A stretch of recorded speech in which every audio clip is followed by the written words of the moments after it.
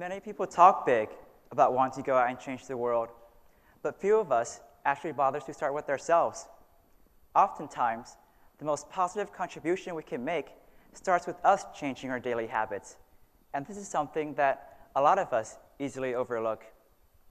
Everyone can make a positive impact in their community, and this idea is at the center of a development-based project I'm currently working on, which I will talk about later.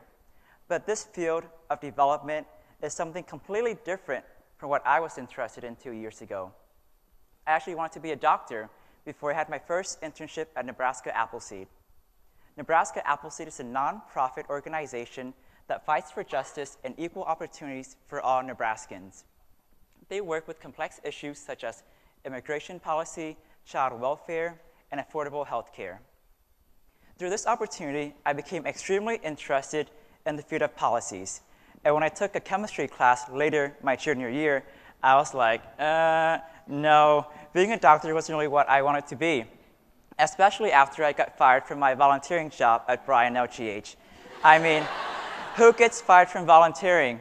I didn't harm anyone. It was just I stopped showing up and didn't tell anyone about it. Whoops. I hate myself and I love myself at the same time. But eventually, I found my way to becoming a member of the Major Group for Children of the United Nations Commission on Sustainable Development. And this was when I really recognized that I had a true passion on international development.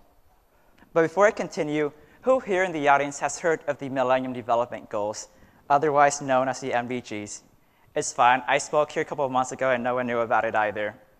But basically, the Mdgs are a framework of 8 international development goals, 21 targets, and 81 indicators that were adopted after the establishment of the United Nations Millennium Declaration in 2000. It was a major achievement because symbolically, this was the first international promise made by all member states of the United Nations to move towards a world of peace and prosperity.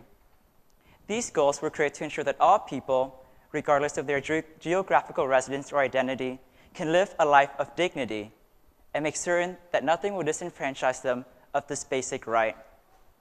These 8 goals aim to eradicate extreme poverty and hunger, provide universal primary education, promote gender equality and empower women, reduce child mortality rates, improve maternal health, combat HIV/AIDS and other diseases, ensure environmental sustainability, and lastly, create global partnerships for development. Over these past 13 years, what the international community has learned from this is that these goals do work. The MDGs mainly emphasized on the eradication of poverty, and collectively, global poverty and extreme hunger has been reduced by half, and so half of the world population is living above $1.25 per day. We've made great strides in other goals, but we're still a length away from achieving them completely. These goals are set to expire in 2015, making the challenge and task for the United Nations and its constituencies in the next 2 years is on how they can bring young people in as stakeholders and utilize what they have to share to help end the MDG strongly. It is imperative that young people become involved in this process. Last week, at the 12th Annual Youth Assembly at the United Nations, my colleague and I launched the Millennium Development Goals Pledge, an action-based project that calls for young people to contribute just one action-based activity relating to the MDGs to help improve their community. We constructed this project under the Think Global, Act Local mindset, meaning we should all think of change on a global scale, progress on a global scale, but act on a local scale in our own capacity to leverage the change we desperately need to see. We don't have to go out of bounds to a different country, to a different area to make changes. Issues exist within our own communities that we can fix right here at home. Unleashing the brilliance of young people requires them to recognize the possibilities. Young people should not only include themselves through on-the-ground work as outlined by the MDG Pledge, but they should also participate in the decision-making processes of the local, state, and national levels. Young people under the ages of 25 represent 43% of the world population. While our numbers continue to grow, our voice in the decisions that determine our everyday life is not growing. It is imperative that we become involved in this process. We provide current perspectives that the older generations are often too far removed to recognize. We must stop being seen as a group of people who benefit from government programs, but as both stakeholders and right-hand partners to create these changes we need to see. Use our numbers, our energy, our ideas, and most importantly, our passion to create this world we need to see. The world has already seen great shift in youth empowerment and involvement. The United States has recently created the Office of the Global Youth Issues and the United Nations, the Office of the Special Envoy on Youth, which are both led by young leaders. Also, over 20 countries have already included young people as part of their national delegation to the United Nations.